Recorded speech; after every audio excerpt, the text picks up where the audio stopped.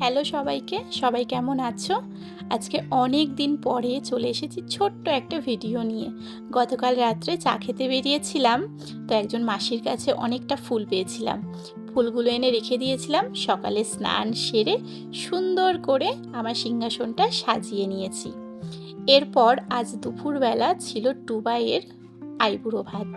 টুবাই হচ্ছে আমার জায়ের একমাত্র ভাই, ছোট ভাই। তো ওর ছিল আইবুড়ো ভাত।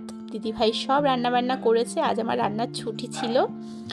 আর দিদিভাই সবটা সাজিয়েছে, আমি শুধু ফুলগুলো দিয়ে চারিপাশটা, থালা বাটির চারিপাশটা সাজিয়ে দিয়েছিলাম। এরপর টুবাই আলাপ করিয়ে দিচ্ছিল ওর বউয়ের সাথে আমাদের। আর এই প্রথম ওর বউকে আমরা মোবাইলে ভিডিও কলের মাধ্যমে দেখলাম। আর এই আমরা কজন ছিলাম। তো সুন্দরভাবে আইবুড়ো ভাতের যে পার্ট ওটা মিটলো। এই ছিলাম আমি। আমাকে পরে দেখলাম ভিডিওতে নিইনি, তার জন্য ফটো দিলাম। এরপর এক ডাই জামা কাপড় কেচে ছাদে মেলেছিলাম, তো সেগুলো নামিয়ে নিয়ে এসেছি। এসে এই যে সব রেখেছি, এখন সবগুলোকে ভাঁজ করে নেব। অনেকটা সময় লাগবে, প্রচুর জামা কাপড় রয়েছে। এরপর সাজুগুজু করে নিয়েছি বিকেলবেলা। এখন একটু আমরা বেরোবো। আর এই হচ্ছে আমাদের উঠোনের দোলন চাপা। তারপর আমরা বেরিয়ে সোজা চলে গিয়েছিলাম সর্ষে খেতে। কি অপূর্ব লাগছিল চারিপাশ, চারিধার, বলার ভাষা রাখে না। তো ভাষায় প্রকাশ করা যায় না আর কি। তারপর চলে গিয়েছিলাম মাটি কুমড়ো নার্সারিতে। এই যে এই ফুলটা দেখার জন্য, যেটা শীতেই একমাত্র দেখা যায়।